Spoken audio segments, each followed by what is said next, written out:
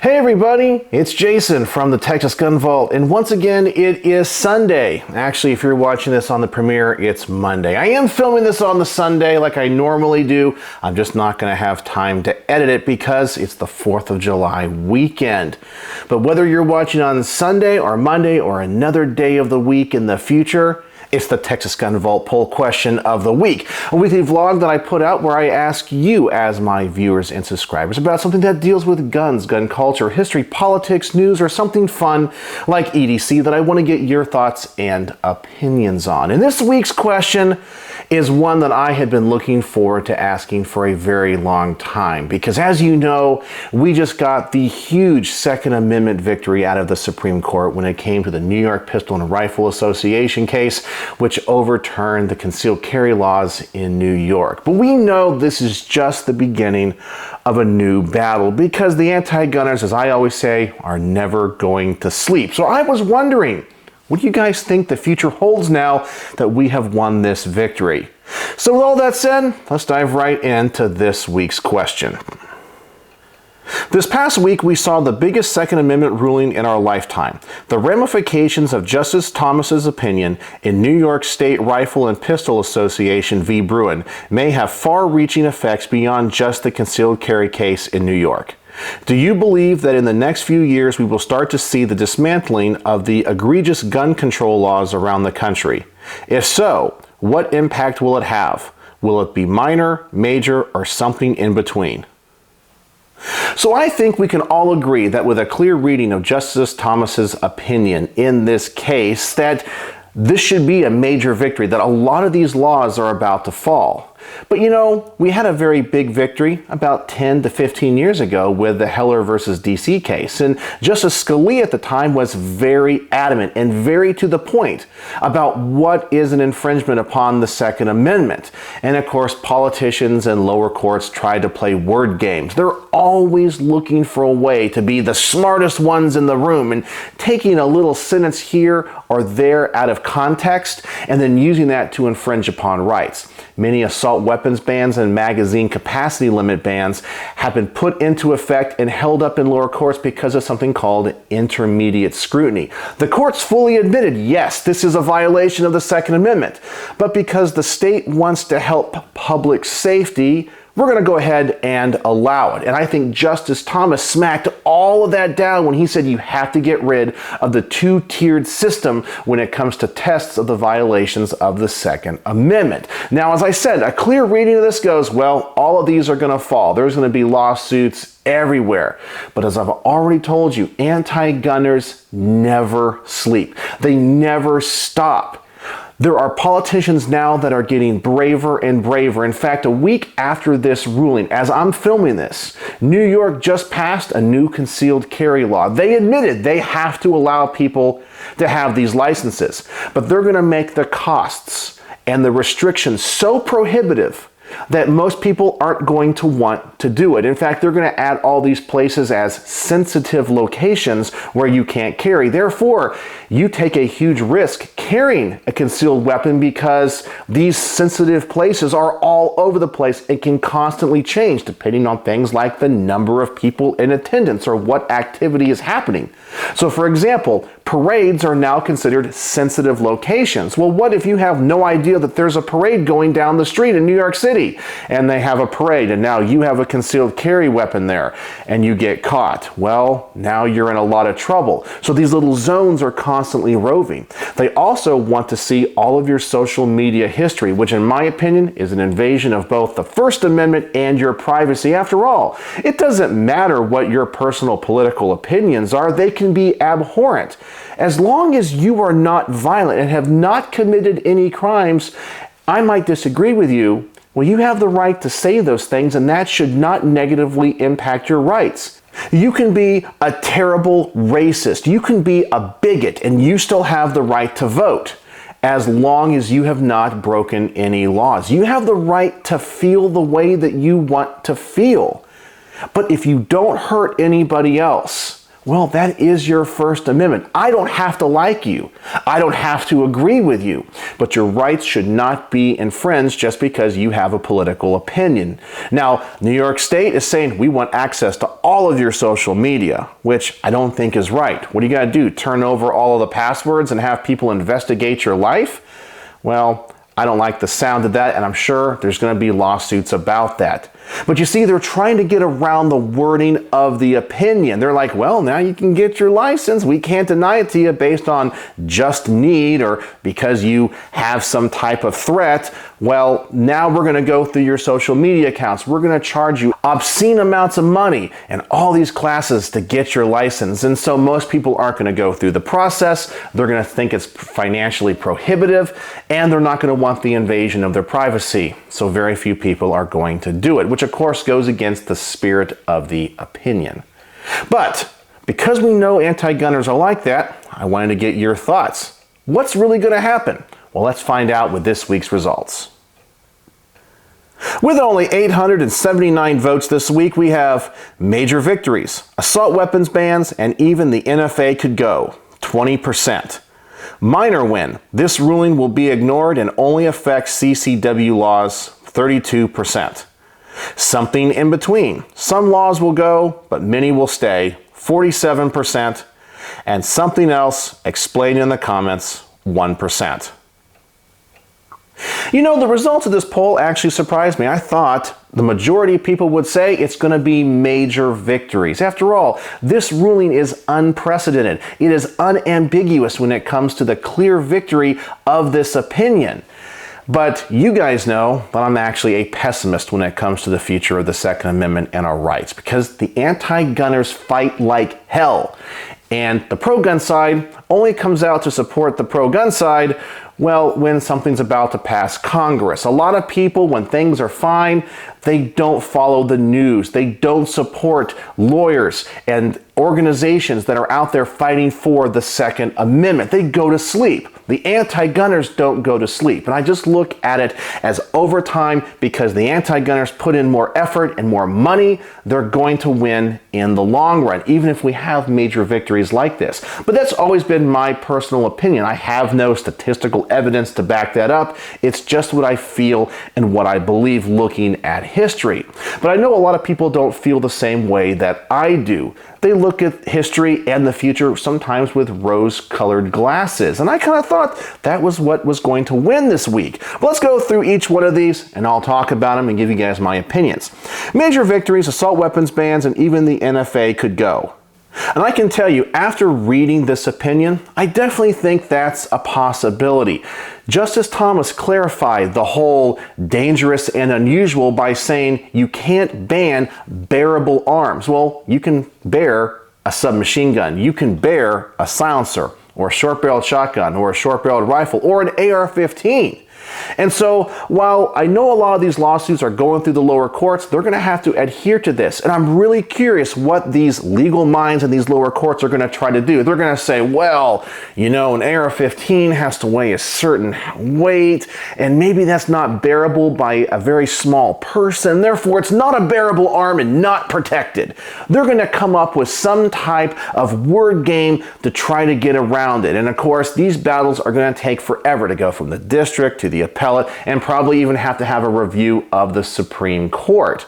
In fact, there were already a few Second Amendment cases before the court that the Supreme Court has already said, hey, you got to go adjudicate this again because now we have this ruling, follow this test. So we're just going to have to wait on that. Is there a potential that this could be huge victories for the Second Amendment in the future? Absolutely. And I think most people that look at this opinion would come to that conclusion.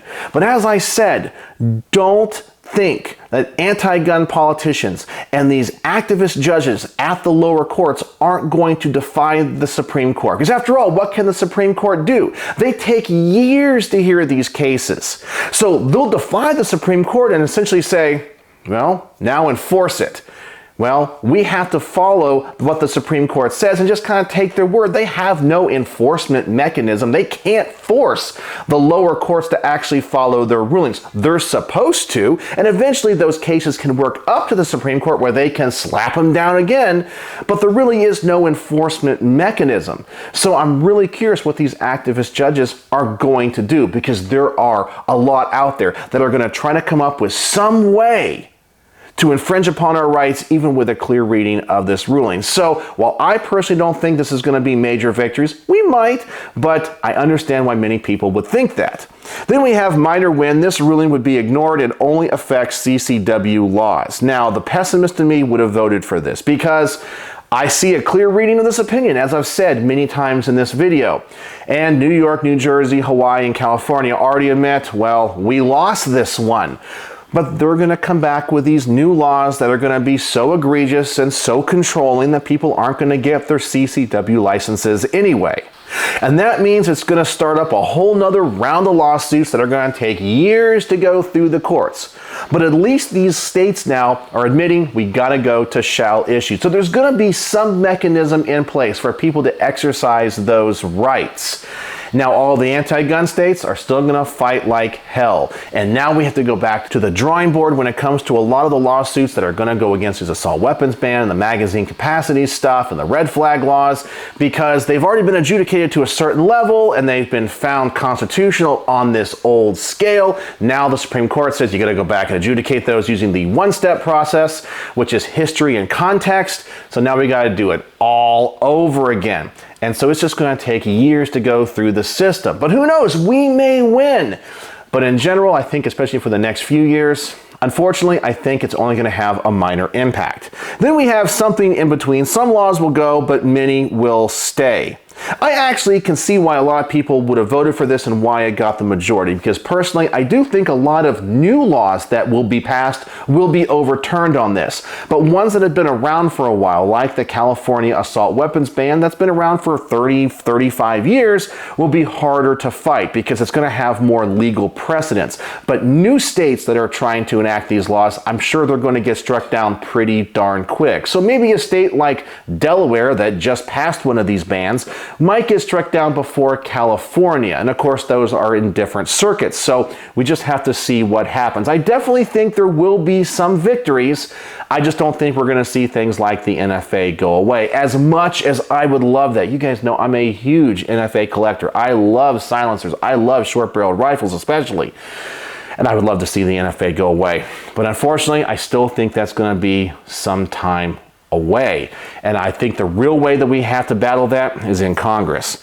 Then we have finally something else explained in the comments. And I think a lot of people that voted for this were simply saying it's going to be ignored on all levels. You're not even going to get the minor victories. They're just going to defy the court. And I can see why people would think that too, especially with the response from the anti-gunners. So that's my thoughts on these possible outcomes. So now let's see what you guys had to say with this week's top-rated comments. And with the top-rated comment this week, we have Alan P., who said, I think there will an even greater divide among state laws. New York and California, etc., will find ways to finagle restrictions while Oklahoma and Texas, etc., will allow liberty to flourish. This divide among the states seems to be increasing concerning the Constitution. And that's a great comment because this goes beyond the Second Amendment. It goes to the First Amendment. It goes to the Fifth Amendment. It goes to the Ninth and the 10th Amendment, and even the 14th Amendment when it comes to equal protection. The states are becoming so divided. The one thing that always kept the United States unified is even though we had different cultures and different histories among the states, we still all agreed on a certain basic set of values, and those values don't really seem to exist. You have some states that are constantly pushing the boundaries. Now, this is a Second Amendment channel, but you guys know right now in the United States there's a big abortion debate in the overturning of Roe v. Wade. Well, on one side, you have states that are looking at even delivering babies and allowing them to be killed after birth calling them abortions, and you have other states that say you can't have any type of abortion at all, even if it's 1 day past conception. And so you're going to have these states constantly battling each other. Now, I'm sure a lot of you feel very passionately one way or the other, because I know you guys are passionate about the Second Amendment. So I'm sure this issue you're also very passionate about. But that's not what this video is supposed to be addressing. We're just talking about the divide, and it does scare me. I just kind of wish that we could all come back together and have these same sets of values that were part of the country for hundreds of years. Then we have Grr6637, who said, NFA and Hughes Amendment will have a hard time surviving what Clarence Thomas said, to all instruments that constitute bearable arms. Now, he's absolutely right, because as I said, I read this opinion, and when I saw this, I knew that's what Clarence Thomas was talking about. So the only way I can see this happening is in some states like in Texas, Oklahoma, and Arkansas, which I believe we are the Fifth Circuit. I can see the Fifth Circuit overturning the NFA, so it wouldn't affect us anymore. But until the other circuits did the same, it would still affect them. So who knows, maybe we can actually get the Hughes Amendment or the NFA overturned in some circuits. I doubt you'll see it done in the Ninth Circuit, which oversees states like California. But it is a possibility. But that would also increase the divide between the states. Then we have Keith Tate, who said, because of the way the justices worded the ruling, I believe many of the laws will be overturned, and if Brazil is an example, violent crime will go down, proving the Second Amendment position. Brazil's violent crime rate went down by 34% in the 3 years since severely relaxing their gun laws. You know, and this is the one thing that I don't understand when it comes to anti-gunners, because they're always telling us, trust the science, look at the statistics. Okay, we have statistics to show that states that have very free gun laws, where you can go and get short barrel rifles, short barrel shotguns, NFA items, own transferable machine guns, get CCW permits very easily. Well, crime typically is very low. And then you have states like California and New York where crime is very high, and of course they restrict it. They know what the statistics say, but as Coleon Noir so elegantly always puts it, it's not about safety, it's about control. It doesn't matter what the statistics say. It doesn't matter what history shows. They have it in their mind that just the presence of a gun, even if it's in the hands of a law-abiding citizen, is carnage. It's going to mean blood is going to run in the streets. And it's not because they actually believe it. I think it's because they want to control the population, and they're part of a tribe. They're so invested in this philosophy that even when they're shown contradictory evidence, they have to deny it. And that's not a good recipe, because that's going to end up in civil strife and civil war, which I know most of us don't want to get to, but that's just the way our society is becoming. It doesn't matter what statistics you show an anti-gunner. That, for example, people that own guns lawfully, that have carry permits, commit crimes at less rate than police officers. Well, they still don't want to believe it. And they still say, well, you shouldn't have a gun in this place. You shouldn't have a gun in New York City because there's many people around, or for whatever reason, regardless what the statistics say. And so how do you win a debate with them? You can't. And I think that's very sad. Then we have Steve Kaufman, who says, definitely something in between. There may be some pro-2A decisions based on this opinion, but the anti-gunners will not stop. They will continue to find ways to reframe what they've been doing to try to slide it through. They also want to keep things tied up in courts with endless litigation, fighting a war of attrition. That is exactly how I feel. And I always tell you guys, if you support the Second Amendment, you need to be donating, even if it's just $1 a month, to an organization that fights for your rights. Now, you guys know I don't believe in supporting the NRA because they are corrupt, but there are so many other Second Amendment organizations out there that are fighting for your rights. You have the American Suppressor Association. If you're into that, you have the National Association of Gun Rights. You have the GOA. You have the FPC. You need to do your research and support the ones that you like, or the ones that think are getting the most out of your donation. But if we all donate $1, $2, $5, $10, or $20 a month, You would be surprised how far we could take this fight. The reason we lose is because we don't support them like the anti-gunners do, because the anti-gunners are backed by millionaires and billionaires. They have endless funds and will continue to fight. And most people that are pro-gun are just middle-class Americans, and they don't have those financial resources. But if we band together, we can win this war of attrition. But I'm afraid we will lose unless we band together and support these organizations that are fighting for us. And now we're going to use this Bruen case to our advantage.